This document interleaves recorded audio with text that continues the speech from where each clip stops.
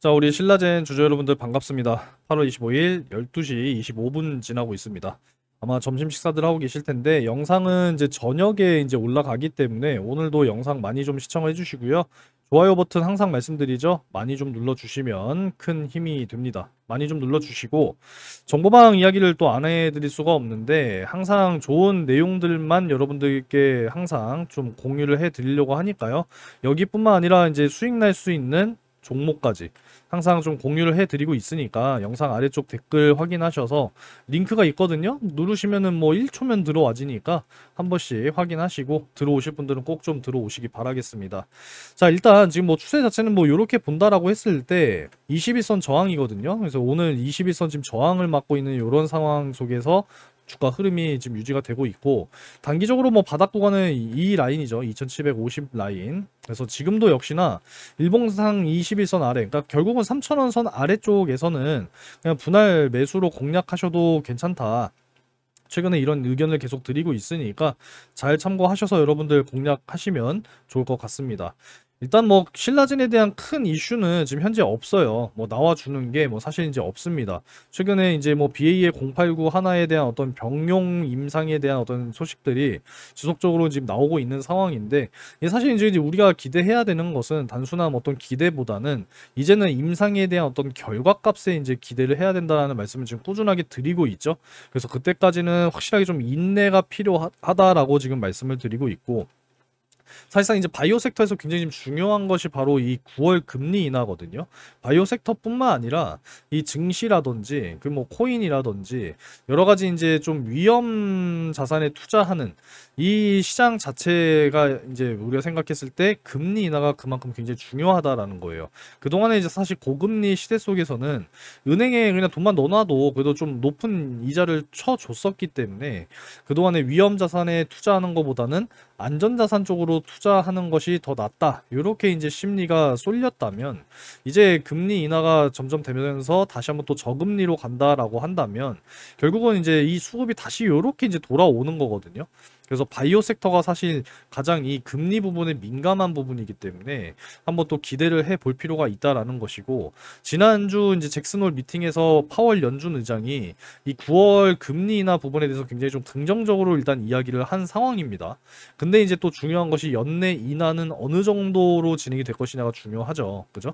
그래서 지금 여전히 또 신중한 이런 상황이다 보니까 지금 87.2%의 어떤 가능성으로 지금 금리 인하가 전망이 되고 있는 상황인데, 이제 또 발표가 줄줄이 되죠. 그죠? 그래서 또 7월 말에 7월에 이 개인 소득 개인 소비 지출 29일 날 또 발표가 예정이 되어 있고, 다음 주 이제 미증시 하루 쉬어가면서 8월 2일부터 또 중요한 또 경기 지표들 발표가 될 예정입니다. 고용이 또 굉장히 중요하거든요.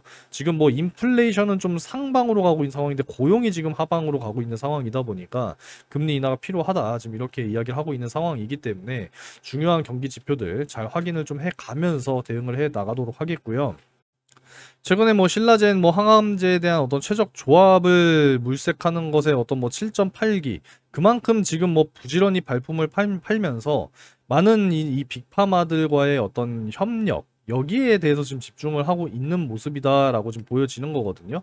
사실 이제 뭐 우성제약의 이제 매출은 신라젠으로 이제 흡수가 될 테니까 안정적으로 뭐 실적은 조금씩 개선이 될 거라고 생각을 하는 것이고, 앞으로 이제 이 빅파마들과의 어떤 협업을 통해서 이 항암제, 병용 임상에 대한 어떤 최적을 확실하게 좀 보여줄 수 있을 것이냐, 우리가 여기에 대해서 좀 기대를 높게 하고 가고 있는 이런 상황 아니겠습니까?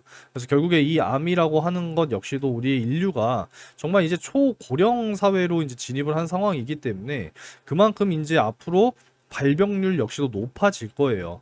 우리가 이제 이 55세에서 사실 65세 사이 정도의 요 암이라는 질병이 좀 찾아올 확률이 높다라는 통계가 있는데, 결국에 이제 암이라고 하는 것이 돈으로 치료하는 그런 질병이다 보니까 그만큼 이제 사실 그러니까 결국에 뭐 여유 있으신 분들이야 뭐 괜찮겠지만 보험 같은 경우에도 잘 준비하셔야 된다고 생각합니다. 그래서 앞으로 더 좋은 이제 많은 치료제들 역시도 나와줘야 되는 상황이고, 이제 단순하게 뭐 항암제를 하나만 가지고 치료하는 것이 아니라 이 치료 자체를 병용으로 이제 한다라는 거죠. 그죠?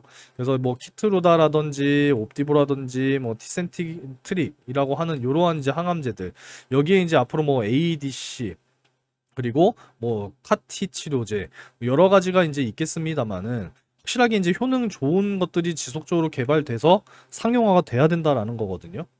그래서 이 BAL089 하나뿐만 아니라 이제 팩사백 그리고 약물 전달 플랫폼이라 불리는 요 SJ600 시리즈까지 신라젠이 보유한 파이프라인은 사실 향후 미래를 생각했을 때 분명히 이 모멘텀이라는 것이 존재하고 있는 그런 파이프라인이다라고 볼 수가 있는 거니까, 앞으로 좀 꾸준하게 실적은 받쳐지면서 이제 임상에 대한 어떤 결과값들이 긍정적으로 나와줘서 1상을 넘어서 2상, 3상까지 갈 수 있는 이런 모습을 또 보여준다라고 한다면, 분명히 신라젠 주가, 신라젠 기업에 대한 어떤 가치 역시도 꾸준하게 상승할 수 있을 거라고 보고 있습니다. 자, 요 정도로 뭐 내용은 말씀을 드리겠고, 맨날 뭐 같은 내용 말씀드리는 것도 사실 지겨우니까 오늘 그래도 시장은 좀 안정적으로 올라가지고 있는 상황이기 때문에, 일단 뭐 코스피의 경우는 3200선을 다시 돌파하느냐가 관건일 것이고요. 코스닥 같은 경우에는 800선을 다시 돌파할 수 있느냐가 단기적으로 관건이 될 전망이니까, 이번에 이제 진행이 될 한미 정상회담 한번 또 지켜보도록 하겠습니다. 그만큼 지금 뭐 이 관세에 대한 어떤 협상뿐만 아니라 반도체 그리고 뭐 2차 전지 쪽, 그리고 또 조선 원전뿐만 아니라 뭐 바이오 역시도 충분히 이제 영향을 받을 수가 있는 이러한 부분이기 때문에, 이번 이 한미 정상회담이 좀 긍정적으로 마무리가 될 수 있기를 우리가 응원을 해야겠습니다. 여전히 뭐 지금도 매수를 해야 되는 밸류라고 생각을 하고 있으니까, 이왕이면 뭐 3,000원 선 아래쪽 내려와 있을 때 좀 분할 접근하시면서 천천히 매수 공략을 이어 나가셨으면 좋겠습니다. 오늘은 영상은 좀 짧게 이렇게 마무리하도록 하겠습니다. 오늘 좋아요 많이 좀 눌러주시기 바라겠고, 좀 꾸준하게 좋은 이 시장 상황과 함께 신라젠 주가도 다시 한번 3,000원 선 위쪽으로 올라갈 수 있기를 한번 기대해 보도록 하겠습니다. 자, 오늘도 영상 시청 감사드리고요. 다음 영상으로 또 오도록 하겠습니다.